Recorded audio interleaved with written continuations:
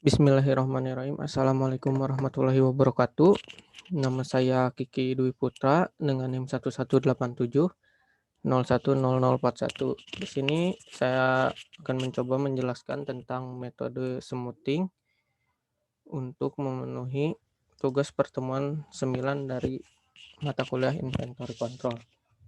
Nah, di sini ada metode smoothing. Pada penerobosan smoothing, data digunakan periode per periode terdiri dari dua kelompok, yaitu metode rata-rata dan metode exponential smoothing. Yang pertama ada single moving average atau rata-rata bergerak. Moving average pada suatu periode merupakan peramalan untuk satu periode ke depan dari periode rata-rata tersebut. Nah, di sini ada contohnya. Di sini kita memiliki data dari penjualan suatu produk pada 12 bulan terakhir. Ada T-nya dari 1 sampai ke 13.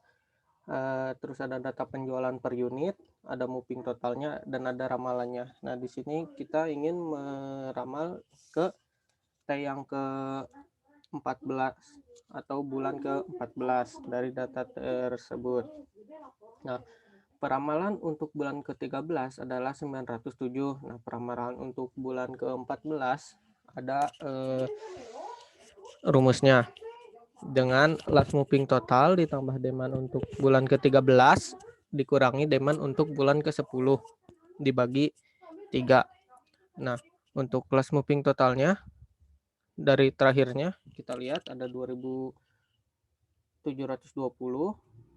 Terus demand untuk bulan ke-13-nya ada ini 907. Nah, untuk demand untuk bulan ke-10-nya ada 910 ya.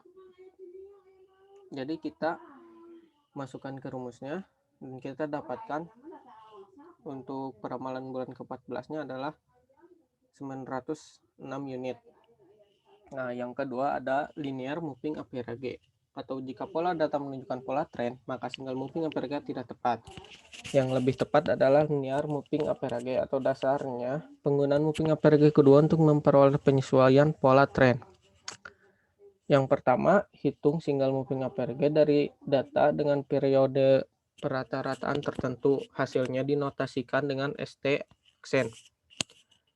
Hitung moving average kedua, yaitu moving average dari ST aksen dengan periode perata-rataan yang sama, hasilnya dinotasikan dengan ST double aksen. Hitung komponen AT dengan rumus AT sama dengan ST aksen ditambah dalam kurung ST aksen dikurangi ST double aksen. Nah, yang keempat, hitung komponen tren BT dengan rumus BT sama dengan 2 garis bawah ST aksen dikurangi ST double aksen N-1. Yang kelima, peramalan M periode ke depan setelah T adalah SBB sebagai berikut. FT plus M sama dengan AT plus BT dikali M. Nah, sebagai contohnya seperti di sini ya dalam tabel. T-nya dari 1 hingga 14. Ada penjualan N unit, MA4, ST aksen, MA4, ST double aksen, AT, BT, AT plus BT dikali M, M sama dengan 1. Nah, untuk nilai-nilainya seperti di tabel ini. Single exponential smoothing dipakai untuk peramalan jangka pendek. Dasar pemikirannya, nilai ramalan pada periode 1 plus 1 merupakan nilai aktual pada periode T ditambah dengan penyesuaian yang berasal dari kesalahan nilai ramalan yang terjadi pada periode tersebut. ET plus 1 sama dengan FT plus alpha dalam kurung XT min FT. Nah, ada permasalahannya yaitu diinisialisasi. Dari mana kita tahu nilai awal F1? Harga alfa atau parameter koefisien smoothing F1, nilai X1 atau nilai rata-rata 4 sampai dengan 5 XT pertama. Alfa itu adalah 0, di mana alfa lebih besar daripada 0 tapi lebih kecil daripada 1. Nah, dimodifikasi DT plus 1 sama dengan alfa DT plus dalam kurung 1 min alfa dikali D aksen. Nah, kita lihat tabel di atas. Jika alfa sama dengan 0,1, D1 aksen sama dengan D1 sama dengan 30, maka D2 sama dengan 0,1 dikali 30 plus 0,9 dikali 30 sama dengan 30. Untuk D3 seperti ini, D4 seperti ini, dan seterusnya. Nah, selanjutnya ada prosedur peramalan. Yang pertama, definisikan tujuan peramalan yang akan dilakukan. Terus yang kedua, buat diagram pencar dari data. Yang ketiga, pilih paling tidak 2 metode yang dapat mengakomodasikan tujuan tersebut dan mendekati pola data yang tergambar dari langkah 2. Yang keempat, hitung kesalahan peramalan yang terjadi. Yang kelima, pilih metode peramalan yang terbaik, yaitu adapun yang memberikan kesalahan terkecil, atau kalau ingin menguji lebih halus lagi, gunakan tes variansi. Nah, untuk contohnya, dari 12 bulan terakhir, tercatat penjualan produk X sebagai berikut. Dari 12 bulan ini, penjualannya untuk bulan pertama ada 30, 20, 45, 35, 30, 60, 40, 50, 45, 65, 50, sama 35. Nah, bagaimana ramalan permintaan produk X untuk 12 bulan mendatang? Yang pertama, kita gambarkan diagram pencarnya. Seperti ini kira-kira gambarnya. Berdasarkan gambaran diagram pencar tersebut, akan dicoba dua bentuk pola data, yaitu konstan dan tren. Untuk konstan diambil metode model average 4 periode, dan untuk tren digunakan metode linear model average 4 periode. Moving average 4 periode seperti di tabel berikut, di mana untuk pangkat 2-nya kemudian seperti ini. Nah, untuk linear moving average 4 periode, di mana ada data M4 ST aksen, M4 kali 4-nya ST double aksen, dimasukkan AT, BT, F, T plus M, E kuadratnya. Didapat E kuadratnya sebesar ini. Nah, untuk SSE data berpola tren lebih kecil sehingga ramalan permintaan untuk 12 bulan mendatang sebagai berikut.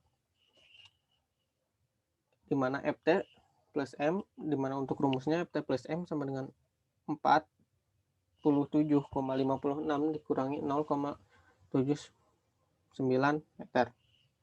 Di mana kita tinggal cantumkan saja untuk mengisi bulan-bulan selanjutnya seperti rumus di atas. Di mana rumusnya seperti ini. Di mana MR sama dengan sigma N, di mana I sama dengan 1, MRT per N min 1, di mana MRT sama dengan DT min DT aksen dikurangi DT min 1 dikurangi DT min 1 aksen, akan menjadi MRT min eksponensial T dikurangi eksponensial T min 1. Nah, untuk BA sama dengan UCL sama dengan 2,66 MR. Untuk CL sendiri atau sama dengan central line sama dengan 0. Untuk BB sama dengan LCL sama dengan minus 2,66 MR. Dari data yang lalu atau DT aksen sama dengan 29 dikurangi 2T regresi linear. Ada tabel seperti itu. Nah, MR-nya sendiri seperti di rumus yang tadi. Kita masukkan saja dari 171 per 12 min 1. 12 min 1. Kurang lebih hasilnya menjadi 15,5. Nah, untuk BA-nya sama dengan 2,66 dikali 15,5 seperti rumus yang tadi sama dengan 41,23. Nah, untuk BB-nya sendiri minus 2,66 kali 15,5 sama dengan minus 41,23 seperti itu, cuma minus dan minus. Nah, untuk grafiknya sendiri ada seperti ini. Selanjutnya ada kondisi-kondisi out of control atau kondisi yang tidak bisa kita kontrol. Yang pertama ada bila titik sebaran DT min DT aksen di luar batas kontrol, di mana lebih besar daripada BA atau lebih kecil daripada BB. Jika semua titik sebaran berada pada batas kontrol, apakah dijamin bahwa fungsi tersebut representatif? Tentu belum tentu. Nah, untuk menginginkan kita cek aturan berikut. Yang pertama ada aturan 3 titik. Bila ada 3 titik buah secara berurutan yang ada pada salah satu sisi daerah A. Yang kedua aturan 5 titik. Bila terdapat 5 buah titik secara berurutan berada pada salah satu sisi daerah B. Yang ketiga ada aturan 8 titik. Bila terdapat 8 buah titik secara berurutan secara pada salah satu sisi daerah C. Nah, ada MNC out of control atau yang tidak dapat kita kontrol. Misalnya ya tidak dapat kita kontrol, maka gunakan fungsi yang diperoleh untuk meramal. Misalnya jika iya bisa kita kontrol. Fungsi penyebabnya diketahui. Bila diketahui misalnya pada titik TSB adalah pesanan khusus, maka gejala tersebut bukan bersifat random sehingga data menyimpang atau tidak mengikuti hukum statistika. Nah, jika fungsi penyebabnya tidak diketahui, menghitung kembali fungsi tersebut dengan menghilangkan titik-titik out of control sehingga diperoleh fungsi baru. Jumlah data berkurang. Mungkin sekian dari saya. Mohon maaf bila banyak kesalahan. Assalamualaikum warahmatullahi wabarakatuh.